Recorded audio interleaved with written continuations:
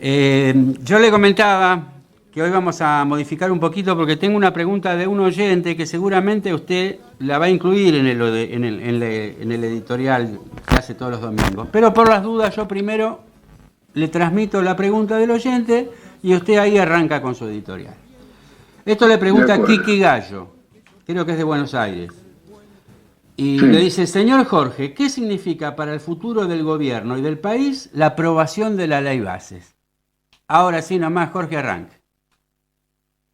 Bueno, yo no lo plantearía en términos del futuro para el país, porque eso depende de que se consolide una experiencia política negativa, derechista, que es la que está detrás de la aprobación de esta ley.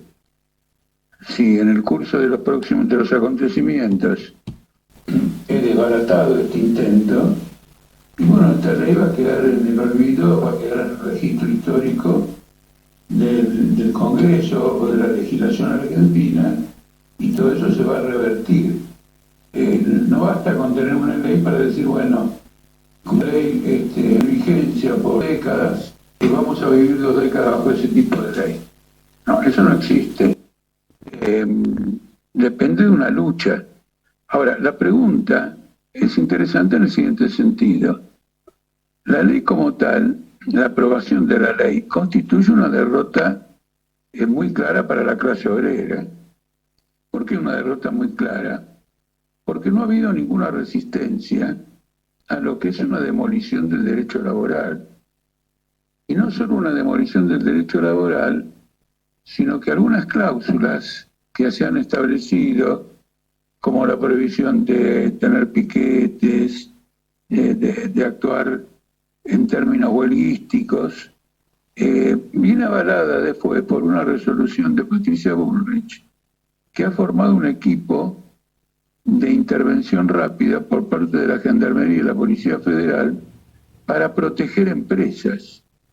Es decir, que imagina un cuadro de guerra civil y coloca a las fuerzas de seguridad en estado de prontitud y acción para entrar a reprimir a los trabajadores en defensa de la aplicación de esta ley. El hecho de que no haya habido una resistencia a una agresión de esta magnitud, bueno, marca claramente un retroceso. Si no tomamos en cuenta esto, no estamos viendo la realidad, pero además de tenerlo en cuenta, hay que decirlo con claridad para que los obreros adviertan, digamos, lo que ha ocurrido. Porque si esto continúa prosperando, efectivamente Milei y su equipo reaccionario, contrarrevolucionario, se va a afianzar en el tiempo.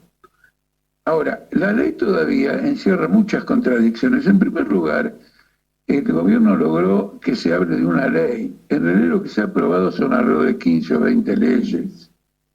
Es un paquete. Por lo tanto, no es que salió una ley, salió una modificación muy amplia del escenario administrativo, político, institucional y económico. Ahora, con las contradicciones que hay en el seno de la clase capitalista, tres aspectos, de algún modo, bueno, fueron claramente rechazados o indirectamente rechazados. Por ejemplo, fue rechazado por el Senado la modificación del impuesto a las ganancias que puso diputados, que aumenta la cantidad de trabajadores que quedan involucrados en el pago de este impuesto. El gobierno, que dijo que iba a bajar impuestos y que es un gobierno antiintervencionista, por el contrario, está aumentando impuestos, es muy intervencionista, pero en particular cuando afecta a los trabajadores. El Senado rechazó esto y todo indica que la Cámara de Diputados no puede hacer nada frente a este rechazo, que va a quedar así, o que debiera quedar así, porque el Senado no produjo una modificación que luego el diputado pueda a su vez también rechazar y dejar el planteo original o dejar la media sanción original, sino que simplemente lo rechazó. Yo veo este punto de vista porque si el Senado hubiera rechazado todo este paquete no entraba en vigencia y Cámara de Diputados no podía hacer nada. Por lo tanto, si rechaza algunos artículos. Sobre esos artículos la Cámara de Diputados no puede intervenir.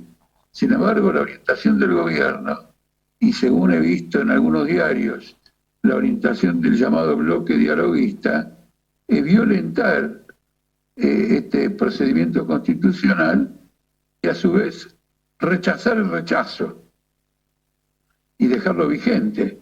Esto va a plantear serios conflictos y además es mal augurio para la supuesta seguridad jurídica que el gobierno quiere brindar a las grandes inversiones. El otro punto que también es interesante es que el gobierno había bajado el impuesto a los bienes personales. Es decir, que la gente que tiene dinero le iba a cobrar menos impuestos. Eso también fue rechazado. Por lo tanto, hay que mantener el tema original. Ahora, al rechazar bienes personales, muchos especialistas opinan que la propuesta de un blanqueo, es decir, que vengan dinero negro, lavado de dinero, etcétera, y se quiera transparentar mediante la autorización que le da esta ley, probablemente no lo haga, porque si lo hace va a tener que pagar el impuesto de los bienes personales que ha quedado en el nivel anterior porque fue rechazada su reducción. Estos tres puntos en el esquema económico del gobierno son serios. Y en el caso de la ley del impuesto a los salarios, bueno, eso es un progreso para los trabajadores. Queda el articulado, queda el proyecto que en su momento modificó Massa, elevando claramente el mínimo que no se debe gravar en beneficio de los trabajadores. Con lo cual tenemos una crisis de varias dimensiones. Una, porque el rechazo de estos puntos afecta de alguna manera el presupuesto económico político, el si diputados puede o no rechazar esto, con lo cual la saga continúa, pero la cuestión fundamental es que ha impuesto un golpe muy duro al derecho laboral y ha armado un dispositivo represivo en función de eso. Lo ocurre en estaciones el día 12, del miércoles 12, en contra de esto, revela la voluntad del gobierno de crear realmente un estado policial, porque está probado en distintos videos que el gobierno infiltró gente con el propósito de agravar el conflicto y, bueno, por lo tanto, crear un estado de persecución política. Llamativamente, esta represión se desencadena con particular violencia una vez que las burocracias sindicales se retiran, por otro lado, bastante tempranito de la manifestación. Es decir, que prácticamente vinieron de turistas a la manifestación y no volcaron el peso de organizaciones que supuestamente agrupan una masa muy grande de trabajadores, estén afiliados o no estén afiliados, porque están obligados igual a pagar la cuota sindical. Sí, hubo 35 personas inclusive acusadas de delitos gravísimos sin ningún tipo de prueba. No sé si todavía quedan demorados o si ya han sido liberados, pero sí que esto lanzó espontánea levantamiento de firmas para pedir su liberación, y que participaron distintas asociaciones de derechos humanos y muchos civiles, muchos particulares. No sé si usted habrá firmado o no, si su agrupación habrá sido parte. Sí, no solo eso, hemos convocado todas las organizaciones de derechos humanos y participantes en esa movilización. Hacemos una manifestación el martes, porque evidentemente se trata de un atropello extraordinario. Por otra parte, la gente que fue liberada por Servini de Cubría mostró que se metió presa gente que no tenía, no había participado en ningún acto que justificara a la policía, e inclusive transeúntes, pero está claro, hay varios videos que se ve que gente de civil que estuvo aparentemente movilizada, luego cuando se refugió en donde se encontraba la policía, eran elementos infiltrados. Patricia Bullrich es particularmente un elemento muy contrarrevolucionario, está absolutamente decidida a actuar de esta manera, sigue lineamientos internacionales de represión con toda claridad, en particular los métodos que utiliza el sionismo contra el pueblo palestino, y eso es absolutamente inconfundible. Lo mismo el secretario de Seguridad de la Ciudad de Buenos Aires del gobierno de Jorge Macri. Hay una gran complicidad en los medios, porque ningún medio prácticamente yo vi que hablara de estos temas, cuando yo vi imágenes muy claras de gente que participaba de los disturbios y que después estaban deteniendo a otra gente. Y eran los mismos, así que es obvio que hubo infiltrados. No, eso es indudable, pero le quiero señalar lo siguiente: si usted mira para atrás, los medios se han hecho eco de toda una campaña brutal contra lo que ellos llaman el desorden en el ámbito público, y que para ellos es un desorden que la gente reclame. Ahora yo hago la siguiente pregunta: con 52%, y vamos a ver los próximos informes como este, mucho más, del nivel de pobreza, ¿es saludable que la gente quede en casa en lugar de protestar? Quiero decir, si uno toma en cuenta, digamos, una colectividad, una sociedad, olvidémonos de los obreros, de los patrones, nada más, una sociedad donde viven hombres, mujeres, niños y adultos.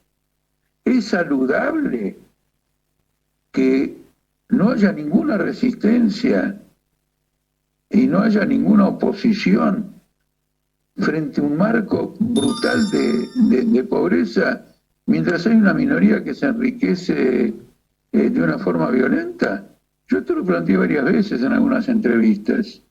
Yo saludo la rebelión popular como un signo de salud política, psicológica, mental, humana de un pueblo. Si el pueblo se rebela en este tipo de situaciones, tiene futuro.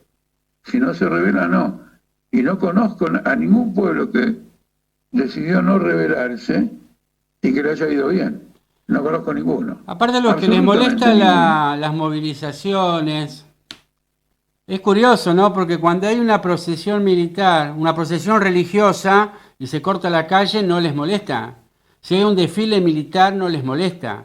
Ahora, si sale la gente a protestar, les molesta. Entonces, lo que les molesta no es que se corte la calle, lo que les molesta es que la gente proteste y que pida por sus derechos.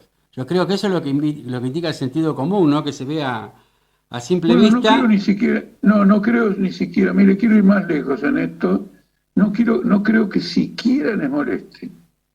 Ni siquiera les moleste. Por los barrios donde ellos viven, no hay corte de ningún tipo, se puede caminar y hacer todo. Así que a ellos no les molesta nada. La Recoleta, Vicente López, San Isidro, Acasunzo, Martínez, Tigre, San Fernando, en los grandes barrios que tienen las personas más ricas, con mansiones absolutamente increíbles, por ahí nunca hay ningún tipo de corte. No, es un pretexto. Es un pretexto para amordazar, disciplinar, coartar a la población trabajadora. Porque si usted mira bien esta destrucción del derecho laboral, ahí no figura nada sobre un corte o no, pero queda claro que cuando se permite en este derecho laboral el contrato individual entre patrón y obrero, y por lo tanto el obrero que, cobra contra una factura, y por lo tanto no tiene contribuciones, y no se permite el derecho de huelga, porque un derecho de huelga que no va acompañado de una movilización para asegurar el derecho de huelga no es un derecho de ningún carácter. Las huelgas no vienen espontáneamente. Uno tiene que demostrar desde el punto de vista de la clase obrera la voluntad de hacer triunfar la huelga, de lo contrario se va a manifestar la voluntad de la patronal de quebrarla. Entonces, se busca la atomización de la clase obrera. El arreglate como puedas, a sabiendas de que el que se arregla como puede, raramente puede mejorar su situación. El concepto de una actuación colega. Cuando Milei ataca al socialismo, no ataca al régimen socialista precisamente, no tiene idea de lo que es un régimen socialista ni nada. Él entiende por socialismo que la humanidad actúe en forma colectiva. Ahora, si esa actuación colectiva la encabeza la OTAN y libra guerras en todos los puntos del planeta, eso está bien, pero no lo presentan de esa manera. Entonces la acción colectiva es fundamental. Además, la humanidad no existe, el hombre, la mujer no existen, sino en relación a otros hombres y mujeres. Por lo tanto, acá hay una construcción contrarrevolucionaria que apunta en una única dirección. Esto no está suficientemente desarrollado porque inclusive en la denuncia de lo que ocurrió en la represión, yo al problema de los infiltrados le doy su importancia, pero no un lugar fundamental, porque tampoco quiero presentar una manifestación que tiene que ser, entre comillas, pacífica, es decir, inocua.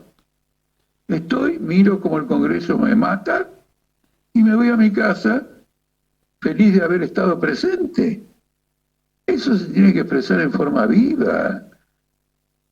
Y la forma de expresarlo en forma viva es incluso tratando de bloquear ese tipo de ley.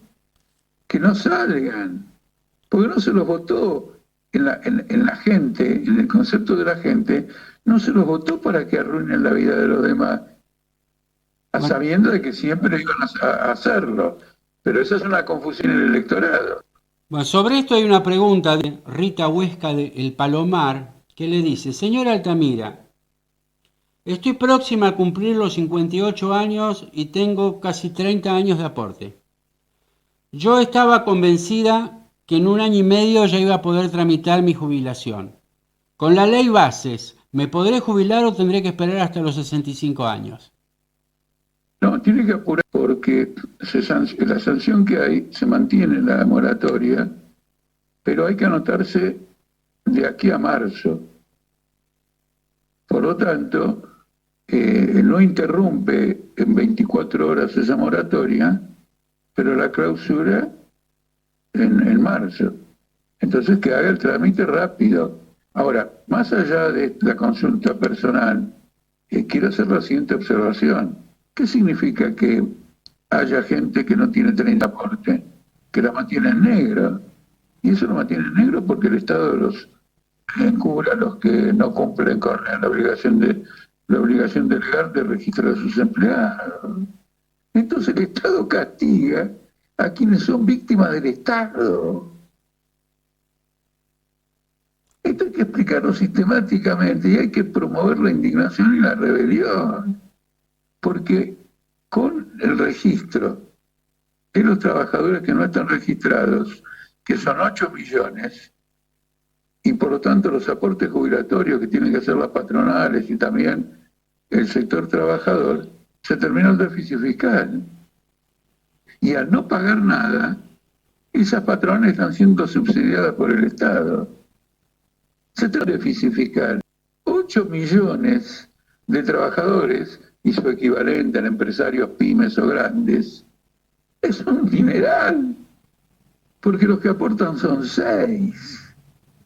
Eso está tolerado. Y la ley les quitó las multas, porque en un incidente, en un lugar que usted no esté registrado, usted puede ir a la justicia, y si no está registrado y todo lo demás, bueno, va a llevar un juicio larguísimo, pero si se acepta la norma del derecho, usted tiene que salir indemnizado. Ahora bien, se le sacó la multa, es decir, ningún juez los puede multar. No los pueden multar. Por incumplir la ley, no los pueden multar. Y de aquí en más pueden mantener que no me multan. ¿Qué interés tengo yo en registrar? Esto es una canallada. Es un régimen de canallas. Y hay que empezar a usar estos términos para que la población no solo entienda el punto, que muchos deben entenderlo con toda claridad, sino que hay que usarlo para señalar con vigor la decisión de destruir este régimen nefasto. Sobre el tema que usted recién nombró de indemnizaciones, tengo una pregunta de un oyente que es Facundo M. de Rosario. Le dice: El tema de las indemnizaciones, ¿va a regir solamente para los nuevos empleados o, por ejemplo, para mi caso, que ya llevo 2 años de antigüedad? Bueno, en principio tendría que regir para los nuevos, porque tiene derechos adquiridos. Él entró a trabajar con un cuadro determinado. En principio tiene que ocurrir eso, pero como yo ya le conté que diputados quieren anular decisiones de rechazo del Senado, favorecen al trabajo, la arbitrariedad que vale en estos casos también. Además, el trabajador cuando judicializa algo siempre termina perdiendo, porque además de pagar un abogado, le alargan el juicio. Las patronales tienen grandes estudios que además de saber cómo alargar un juicio, se manejan claramente con los jueces y con los fiscales. Entonces, vivimos en un régimen que es una profunda red, una profunda telaraña, una hiedra, que tiene todo atado de tal manera que el capitalista salga parado y el trabajador pierda la mayor parte de los casos. Cuando un trabajador gana un proceso judicial, de acuerdo a mi experiencia, de modo esto dicho en general, es porque en el contexto del país hay un ascenso de la clase obrera. Por ejemplo, las patronales fueron obligadas también por el gobierno. Yo en ese periodo era legislador y me acuerdo muy bien, diputado de la derecha, que comentándome en términos personales, me decía, mira, tenemos miedo que vengan por nosotros y nos corten la cabeza. Mira el ambiente que había. Y yo lo veía muy claramente en que los planteamientos que hacíamos eran una acogida que normalmente no podían tener. Y muchas veces venían los trabajadores, en el caso, por ejemplo, de enfermeras, en el caso del subte, en el caso de fábricas vaciadas y ocupadas, venían a asistir en una sesión en donde se iba a aprobar algo que afectaba a los trabajadores de la ciudad, del sector público. Vino una cantidad de gente y a fuerza de huevazos hizo interrumpir la sesión. Entonces ahí, claro, hay un cambio de fuerza, hay un temor y la expresión echar lastre es lo que se hace en estos casos. Ahora, cuando recuperan un poco de su confianza, vuelven a operar en los términos que describí con anterioridad. Este, anda viajando por el mundo nuestro presidente, ¿no? Porque está a la cumbre esta del G7, que es en Italia, que tiene de anfitrión a Meloni, que es una clara admiradora de Mussolini. Y por primera vez participa un jefe de la iglesia, el Papa. Para que usted le pueda explicar a la gente de qué se trata esta cumbre, su análisis al respecto, cuál es el objetivo, en qué puede incidir y qué significa esto de que participe el Papa por primera vez. Bueno, el G7 es el directorio mundial. El G7 no es el Consejo de Seguridad de la ONU, es el directorio de las principales potencias. ¿No es cierto? Y estas principales potencias estaban todas agrupadas en la OTAN en una guerra. Entonces es una sesión de guerra.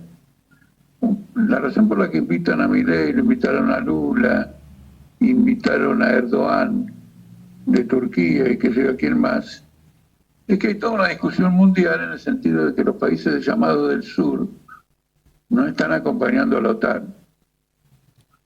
Y entonces hay maniobras políticas para ver si se lo puede atraer. Lula ya ha dejado claro que no apoya a la OTAN en esta guerra, lo mismo Petro y otros. Y bueno, ahora lo trajeron a Milei, que acaba de ganar las elecciones, es decir, que tiene en la opinión internacional un respaldo electoral, y Milei, las declaraciones que hizo es: apoyamos a muerte la continuidad de esta guerra, no podemos mandar armas porque no las tenemos, pero estamos dispuestos a integrar cualquier cadena de producción que apoye los esfuerzos bélicos OTAN. Esto del Papa Es muy significativo esto, es muy llamativo, porque nosotros lo conocemos bien al Papa, y el Papa sabe bien de qué se trata el G7. Por lo tanto, después de tantas homilías al Divino Botón, se ha puesto del lado de la OTAN. ¿Será porque Rusia está en la iglesia ortodoxa? Bueno, los ucranianos también tienen sus iglesias ortodoxas, pero no son no están bajo el clero católico ni bajo el Vaticano. El pretexto que utilizó él como Meloni, se oponen al derecho al aborto. Y la potencia de la OTAN en sus países, bajo la presión de las grandes luchas de las mujeres y del pueblo en general, han logrado ese derecho al aborto. Un personaje tan nefasto como Macron, en su afán de salvarse políticamente, hizo algo que no ha hecho nadie. El derecho al aborto en Francia ha sido inscrito en la Constitución. Ya no hay forma de sacarlo por ley de ninguna manera. Tendrán que convocar una asamblea constituyente. Pero el G7 le hizo un gesto a Meloni y evitó tratar el tema. Ella le dijo, miren, yo los invito y todo, si se hace en mi país, pero este tema no me lo toquen. Y bueno, no se tocó. Una cosa que el G7 es muy importante es que en su comunicado, hay un comunicado del G7 de 35 páginas. Eso ya no es un comunicado. Eso ya es una cosa, es un manifiesto, entre otras es un folleto, un libro. Hay un violento ataque contra China. Sí. Y bueno, el escenario bélico, digamos, se acrecienta. Y se reunieron todos y no condenaron la masacre en Israel. Y no avalaron a la Corte Penal Internacional que declaró a Netanyahu criminal de guerra. Y lo invita a que venga a la indagatoria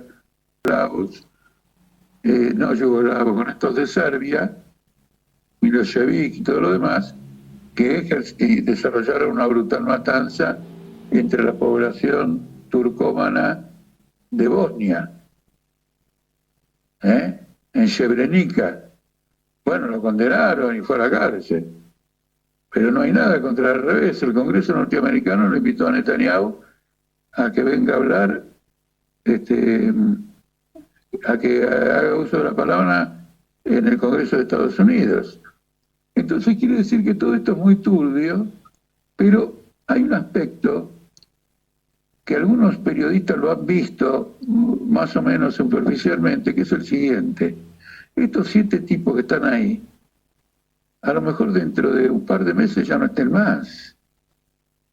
Macron, obviamente no hay elecciones presidenciales en Francia, Macron va a seguir, pero el 30 de junio las elecciones va a perder como en la guerra. Su partido va a desaparecer y probablemente no logre más que exactamente 3 diputados en una Cámara de 70, un presidente con 3 diputados. Entre 500 se tiene el pretexto de que Milei finalmente las elecciones parlamentarias a ningún lado, pero está organizado, va a prestar en toda Francia y va a rebotar en toda Francia los candidatos de Macron. Es probable que Biden pierda con Trump. No digo que vaya a ocurrir, pero es lo que está en juego. El primer ministro de Japón lo voltean en 2 meses más. Sí. Ya está en la agenda de Japón. Es decir, la única que se salva de caer en corto plazo es la propia Meloni. Entonces, son presidentes que tienen una autoridad decreciente. Tienen una autoridad decreciente. Ahora, por ejemplo, va a haber una conferencia en Suiza para respaldar a Zelensky y Biden manda a la vicepresidenta. Y uno dice, pero viejo, mirá, entonces convoca a Zelensky. Él está más preocupado por las elecciones norteamericanas, entonces no quiere viajar tanto, porque realmente tiene miedo que gane Trump. Usted sabe que el martes o el miércoles, no sé qué día fue, me manda un mensaje uno de los oyentes, ¿no? Y me dice, va a haber elecciones en Francia. Lo adelantó Altamira en el programa, dice, ¿no? Sobre esto pasaron las elecciones europeas, que usted ya un poquito estaba haciendo. ¿Cuál es su balance de estas elecciones y qué cambios puede llegar a ver usted en Europa? Ocurre lo siguiente, la gente que hace un balance de las elecciones europeas le da importancia a una organización, en este caso la Unión Europea, que entiende que estas elecciones la mandatan. La Unión Europea, el Ejecutivo de la Unión Europea, no es políticamente responsable ante nadie. No es políticamente responsable ante nadie. Acá lo único que importa son los gobiernos de cada país. Tan es así que el Parlamento Europeo, que tiene 700 y pico de diputados, no puede presentar proyectos de leyes. Solo puede tratar proyectos que mande la Comisión Europea, que es una suerte de ejecutivo, que en una palabra, la Unión Europea es un aparato político-militar del imperialismo. Entonces, en elecciones de este tipo, en primer lugar hay una abstención muy grande. Por ejemplo, en Francia la abstención fue del 50%, de manera que las elecciones se van a ver el 30 de junio, mucho el comportamiento de los que se abstuvieron. Entonces, que opera contra los pueblos de las naciones que lo componen, y en particular contra las naciones de la periferia, Polonia, Rumania, Eslovaquia, Serbia, bueno, no, algunos de ellos todavía no están en la Unión Europea. No, están en la Unión Europea, pero no adoptaron todavía el euro. Entonces quiero decir con esto que no se puede hacer, digamos, un balance de tipo global. Después, en la cuestión de la derechización, hay que también tomarlas con pinzas, porque la derecha está dividida en tres bloques. Uno que es claramente fascista, hasta nuevo aviso, que es el partido alemán, que se llama Alternativa por Alemania. Sí, Alternativa por Alemania. Después están divididos en dos bloques, para que la gente entienda en esta entrevista, porque la gente no sigue con tanto cuidado el tema, lo sigue, pero no con tanto cuidado. Hay dos bloques, un bloque que lidera Le Pen y otro bloque que lidera Meloni. Meloni es considerada una derechista normal ya. La Unión Europea está encantadísima de que una fascista histórica gobierne como lo haría cualquier gobierno tolerable para la Unión Europea y para la OTAN. Y a Le Pen no la ven con ese mismo carácter. Pero hay que tener cuidado porque Le Pen nunca gobernó. Así que cuando gobierne probablemente se parezca a Meloni.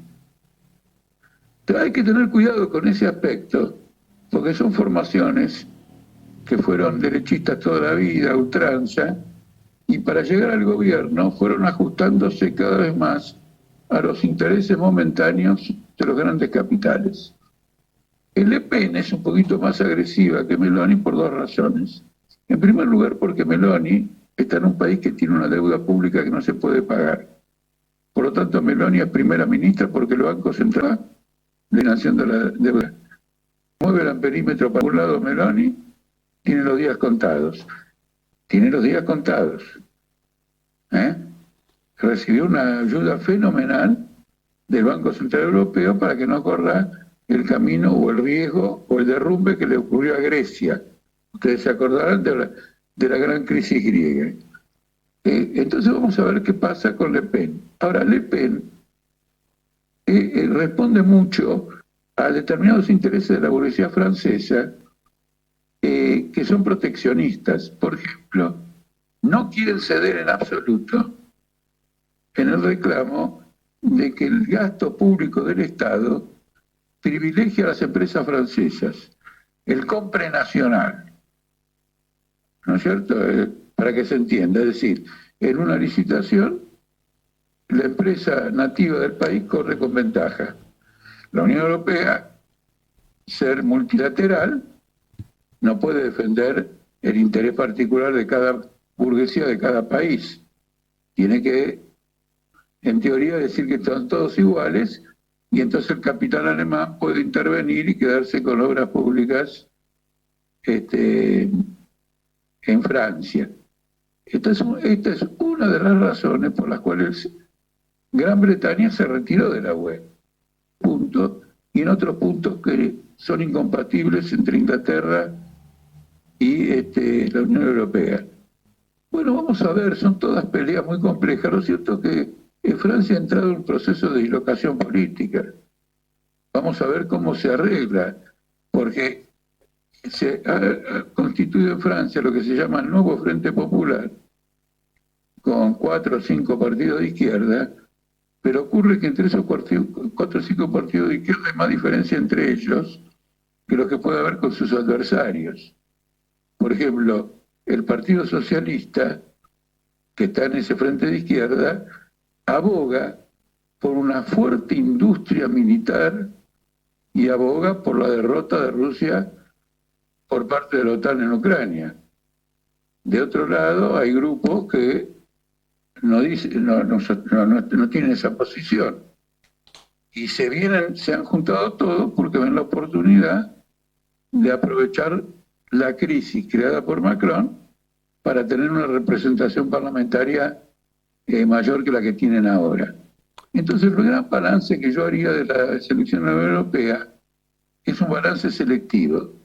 En Alemania y en Francia, los gobiernos son los dos gobiernos que más importan en Europa, los que más arman a Zelensky, los que quieren enviar soldados a Ucrania. Esos dos gobiernos no pasaron el 14% de los votos. Están knockout. Y esto es una crisis muy seria política para la guerra. Los países que conducen esta guerra tienen gobiernos rechazados por su población, en favor de otros que podrán ser o no más reaccionarios, pero que de algún modo cuestionan en la dirección de la política internacional del gobierno alemán y del gobierno francés, lo cual abre una crisis porque estamos en una guerra. No es que es una divergencia sobre cómo van los platos en una mesa. La guerra es la instancia máxima de la humanidad y ahí tienen un choque muy grande. Y esto es lo más importante que ha ocurrido en las elecciones parlamentarias de Europa. Quedan 5 minutos, Jorge, y usted recién señaló el alto endeudamiento que tiene el Estado de Italia. Y esto es algo que se repite, bueno, hablemos del de Estados Unidos. Generalmente siempre se habla acá de los países de la región, donde Argentina es un claro ejemplo que tiene una deuda impagable. ¿Esto es señal de que el sistema está en una crisis que hasta se podría definir terminal, o es algo que él sí sabrá manejar? No, ocurre lo siguiente. Yo creo haber hablado de esto en otras ocasiones, acá en la radio. En el 2008 hubo una crisis que es terminal, pero la manejaron. Si el mundo no desaparece, alguna solución va a haber. Ahora, ¿cuál es el costo? El costo ha sido elevado. Los rescates que le dieron las grandes empresas, bancos, son tan grandes que hoy explican la crisis del Estado. Es decir, el Estado interviene, te regalo plata para que vos lo quiebres, pero ¿y a mí quién me devuelve la plata? Porque yo para juntar esa plata me endeudé. Ahora viene la crisis de los estados. Y los estados son muy importantes porque la deuda más importante en el proceso capitalista son las deudas públicas, que son superiores a las deudas privadas. Y esas deudas públicas están todas por encima del 4, 5, 6%, 7% del PBI. ¿No es cierto? Hoy mismo, en un diario importante de las finanzas internacionales, un articulista pide como condición en las campañas electorales que los candidatos digan qué van a hacer con esta deuda, porque esta deuda va a llevar a todo el mundo a la bancarrota. Porque además de la deuda pública está la deuda privada. Y en el caso de la deuda privada, el 23% de la deuda privada la tienen empresas cuyos ingresos son inferiores a los ingresos que tienen que pagar. Con lo cual se están refinanciando todo el tiempo. Esto es una situación que va a explotar. Ahora, ¿va a ser terminal para el capitalismo?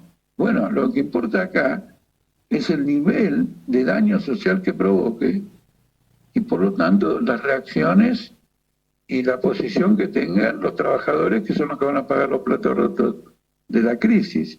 Pero a ese punto de crisis que señalo, a ese punto vamos con seguridad, porque ya hubo varios indicios. Mire, acá le voy a hablar como un médico que naturalmente no soy. El paciente ya ha tenido varios episodios de infarto. Entonces el temor de un infarto definitivo es muy grande. Y la medicación que le están dando no funciona. Al revés, está agravando los problemas. Eso claramente es la situación. Y lo dice el FMI. No hay comunicado del FMI que nos diga, muchachos, bajemos la deuda. ¿Y cómo van a bajar la deuda? ¿Con el plan Milei aplicado a todo el mundo? Porque ahí está un tema interesante. Hay que aplicar el plan Milei. Destruir las jubilaciones, ninguna obra pública más. Pero ¿puede hacer eso a escala mundial? Eso es peor que la crisis de los años 30. ¿Es en algún sentido un experimento esto que se está haciendo de Milei en la Argentina? No, pero es una... Milei, bueno, Argentina es la que bate todos los récords de deuda, no me importa lo que digan los llamados especialistas, bate todos los récords porque tiene un 140% del PBI. Del PBI. Entonces, ¿qué pasa? Todo el mundo está diciendo, todo el mundo mira a Milei y dice lo siguiente, bueno, este agarró y decidió que lo que hay que amputarlo. Nosotros en nuestros países no hacemos eso porque creemos que está ya todo. Ahora lo está haciendo. Ahora como no somos argentinos, diciendo además, veamos qué pasa con él. Mira si le sale bien. Esto ocurrió ya en el pasado, teniendo en cuenta nuestros países, porque Pinochet fue el primero que privatizó el sistema previsional en el mundo. Es decir, todo el sistema público lo transformó en privado. Y a partir de Pinochet, otros países desarrollados, no del sur, empezaron a una tendencia internacional. Pero el que la disparó, Pinochet. Y todo el mundo estaba observando cómo le iba a Pinochet. En realidad, Pinochet le terminó yendo mal. A él quizás no bajo su gobierno, pero el tema de la previsión social en Chile fue lo que desató el levantamiento popular de octubre del 2019. Bueno, Jorge, hemos llegado al horario, ha sido una jugosa emisión, así que bueno, su día con sus seres queridos. Nos vemos el domingo que viene. Muchísimas gracias. Muchas Y nos gracias. vemos el domingo que viene. Chao. Bueno.